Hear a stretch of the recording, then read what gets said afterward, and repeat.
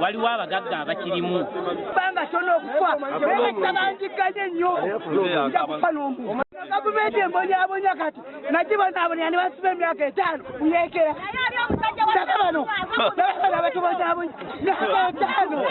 basiba emizira nandi buyekera buli muntu ali wano olwaleero agule firimbi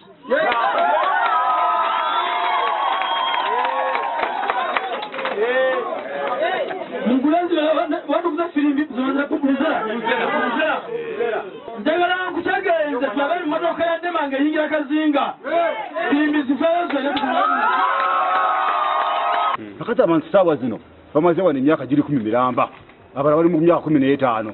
katwebuuza oba ddala waliwo Anema lwaki yajambisera nga tanakuzimba kubeera bwe biti saawa zino ej'oluvannyuma